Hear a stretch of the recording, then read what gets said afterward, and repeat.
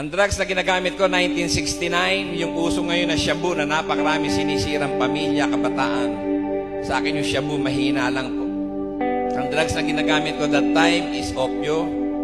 Heroin po ang ginagamit namin, 1969. Ang may pagawaan ng heroin sa Pilipinas, si Lin Seng. Siya po yung Chinese, nakauna-unahang pinapiring squad ni Presidente Marcos dyan sa Deport sa Taguig. May entrance fee pa yun pag pinanood mo ng pinapiring squad yun eh. 15 pesos, ano po. Napanood po namin yun. Ang paggawaan niya ng opio dyan po sa Obrero, Caloocan. Nung first time ako bumibili doon, baguhan ako, sabi nung binibilihan ko, sabi, bago ka, anak ka ba ni Dolphy? Sabi nung kasama, alagaan mo, jackpot tayo. Yan.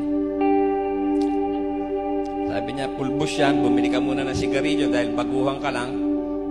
Tanggalan mo ng konting tabako yung sigarilyo, lagay mo yung pulbos, tapos pwede nang hititin. Hindi ganun ang ginawa ko. Grabe. Nung una ko subukan, nagulat po ako. Isang hitit pa lang, alam niyo, sumusuka ako. Isa nagdidilim ang paningin ko, ako yung nagblablanko. Pero tumagal, nasanay po ako.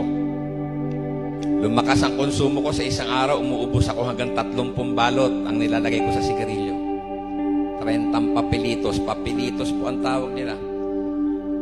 Pagbili ko ulit doon, sabi ng binibilihan ko, gusto mo mas matapang? Sabi ko, paano ba yung matapang? Sabi niya, powder yan pwedeng direktang sisingutin mo sa ilong mo. Pwede ba yun? Sa ilong, singutin mo, pwede. Di ganun ang ginawa ko. Siningot ko naman. Grabe ang tapang. Pero alam niyo mga kapatid, makita ko yung sarili ko sa harap ng salamin, natakot na po ako.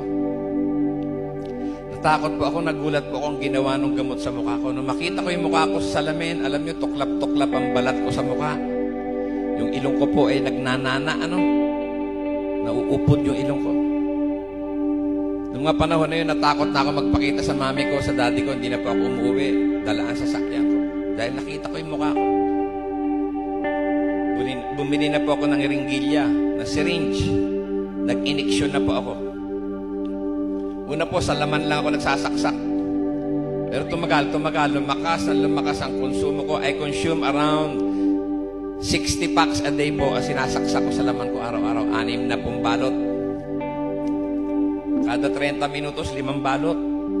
Pero parang mahina na rin sa akin, kada 30 minutos, nawawala ang tama, tira na naman ako. Kasi natuto na po ako mag-iniksyon sa ugat. Lalapit na rin ako para maipakita ko kay Bishop. Papakita ko sa inyo yung mga needle marks nung ako yung nagsasaksak po sa ugat.